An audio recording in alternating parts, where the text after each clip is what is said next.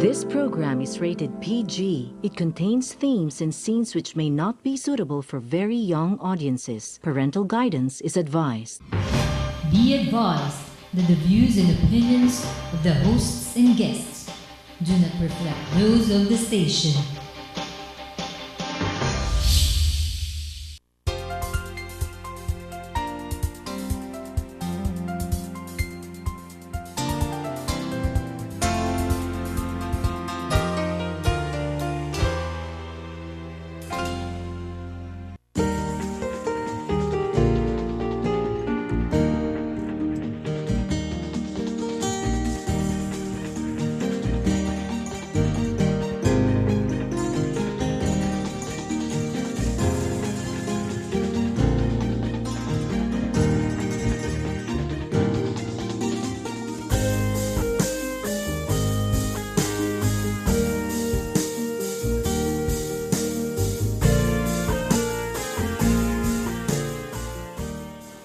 All aboard sa ating biyahe on our journey, just like the Sultan of Sulu in 1417, traveling from the Sulu Sea to China, just like Zheng He traveling from Asia all the way to Africa and the Americas. We today here in our program will travel around Asia, find out what is going on in Asia, and analyze what it means for the Philippines. So we'll start with the latest developments in Asia with Marnie. Please start with our news. Australia. Trade boosts eye during Turnbull's visit. Beijing and Canberra are seeking to increase business ties as Australian Prime Minister Malcolm Turnbull leads his country's largest ever trade mission to China. China is Australia's most important tourism market, with more than 1 million visitors last year. Witnessed by Premier Li Keqiang and Turnbull, the two countries signed 5 documents to boost cooperation in areas including tourism, science, industrial parks, and mining. Ni Yuzhu, a researcher of World Economic Studies at the Chinese Academy of Social Sciences, said that sending its largest ever business delegation shows that Australia attaches great importance to the Chinese market. Okay, let's go to Mr. George T.C., our guest and analyst. You are director of the Integrated Development Studies Institute. And you are also one of the major young businessmen, young compared to me. Not so young. Okay. But you also you have been one of the leading lights of the Anvil. That's an association of young business. They say tycoons, young tycoons. So we are going to rely on your expertise to help us analyze what's going on between Australia and China, why this Australia Week, what it means, and what we can learn from it, what the Philippines can learn from it. George. I think the last 2-3 weeks we've seen news also that Australia has to some extent taken a position that is contrary to China's in joining in the U.S. axis of pivoting to Asia. But on the meanwhile also, it's also sending the largest delegation ever, which shows a maturity that all the nations in the world, if they want to progress and for the world to have peace, should take that attitude off. While you're having disputes in one area, doesn't mean that you cannot continue positive relations in another. It's like a husband and wife. Yeah. You might have a dispute about education or your funding, but that doesn't mean you focus on that all day. Yeah. And when people go have relations directly, it creates friendships, and friendships are what create investments, and it will diversify the Australian economy. What is the size of the China-Australia trade now? You have figures on that?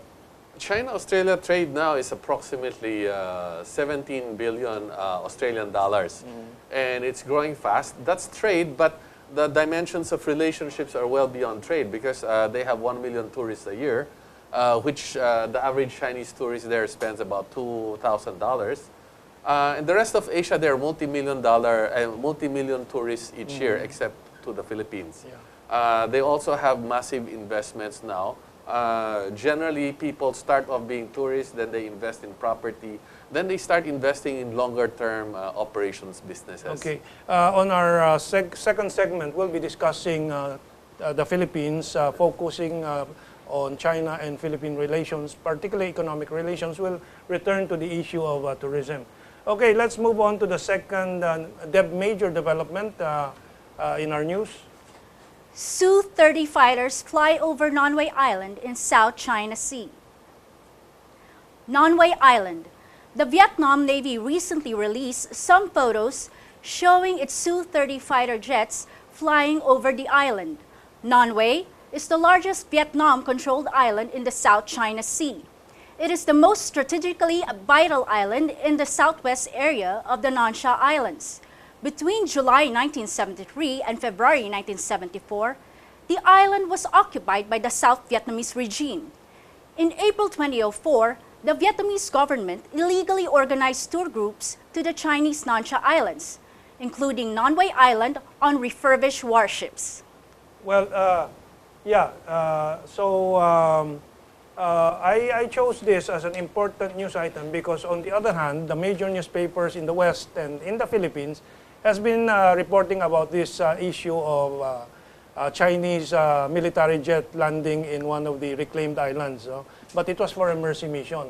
But I think the lesson here is that actually Vietnam has been doing this for such a long time already. Why pick on China? Why the discrimination or the double standard? Yes, actually, it's not just Vietnam. It's a whole host of countries have been violating each other's airspace for the longest time. The UK and US has been flying over Syria without the permission of Syria, hundreds of flights already, and others. This is understandable from the sense of politics that each country is trying to maximize its claim, so we understand that. So what we think is the right way for the multilateral institutions to go is that each country, while they are defending their rights, also try to enhance the relationships and modes by which they will understand each other so that mistakes will not be made that will become very costly. War is never worth it. So people should really extend further relationships, unlike the propositions of some, especially some belonging to citizens of other countries in the Philippines, telling people not to be friends with each other.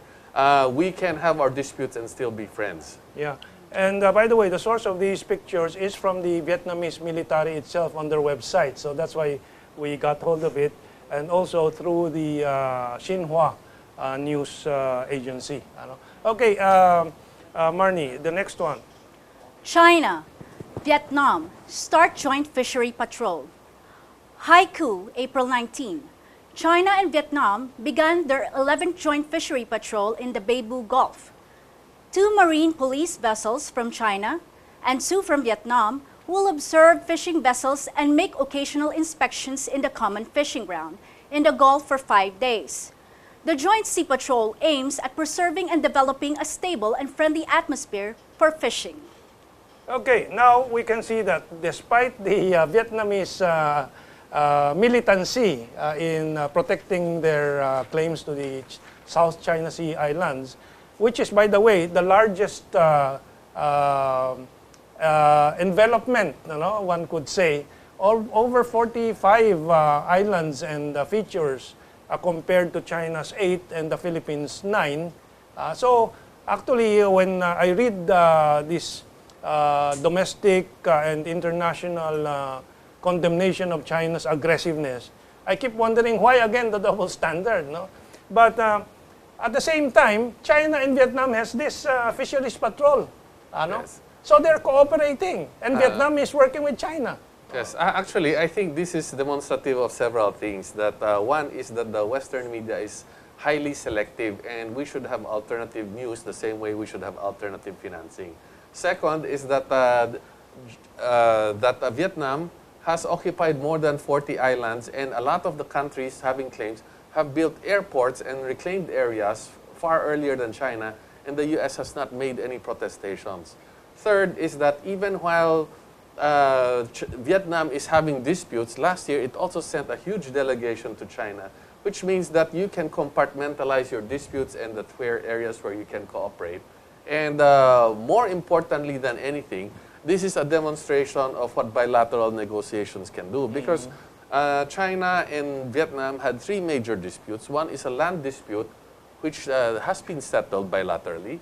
And then the second is the fisheries dispute, which this is a demonstration of the result of bilateral negotiations. That's right. And there is a third that has not been resolved, is the territorial dispute.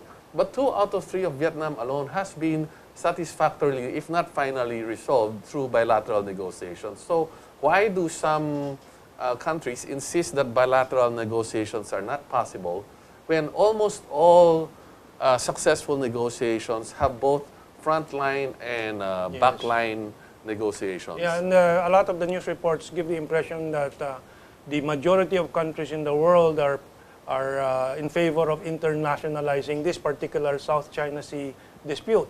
Last week, we featured in the news the crawlers, and maybe we should discuss it in future episodes. Russia has made, Foreign Minister Lavrov has made it very clear that Russia is not for internationalizing any of these issues, because they are of the position that these issues should be settled by countries involved bilaterally. Actually, most disputes between countries in the world have been resolved not internationally, as in through the UN. UN has almost succeeded in nothing in resolving any dispute. No? But that doesn't mean that it has no role to play. And the disputes that are being put on pressure in Russia, I think we can ask the US and other countries about their own positions in, say, Guantanamo or the Middle East, whether it has performed better under their framework of projection. Okay, so let's go to the fourth news item. BRICS Bank approves first loans. The BRICS New Development Bank has approved its first package of loans worth some $811 million. The 4 projects in Brazil, China, South Africa, and India are all in the renewable energy development sphere. The decision to approve the first loans was approved by the NDB at the Board of Governors on the sidelines of the International Monetary Fund and the World Bank. The new development bank, created by Brazil, Russia, India, China, and South Africa, started its operations last July 2015 with its initial authorized capital of $100 billion. Okay, since you are in the business sector, and we discussed this before, you were saying that the Philippines' alternative is AIIB, Asian Investment and Infrastructure Bank, or Asian Infrastructure and Investment Bank. But this is another option, although the BRICS New Development Bank is, I think, still focused on the 4 or 5 countries. Yes. I think they're opening the BRICS membership to Indonesia and other countries. Yes. And should the Philippines one day be part of it too? It is good news that the Philippines joined the AIIB in the last few days, before the founding membership was closed to applicants. Yes, well, the estimates of the World Bank and ADB itself and all the multilateral institutions show that the development requirements for the world in the next 20, 30 years will be in the tens of trillions of dollars. And the World Bank and ADB each have a few $100 billion. Nobody has enough money.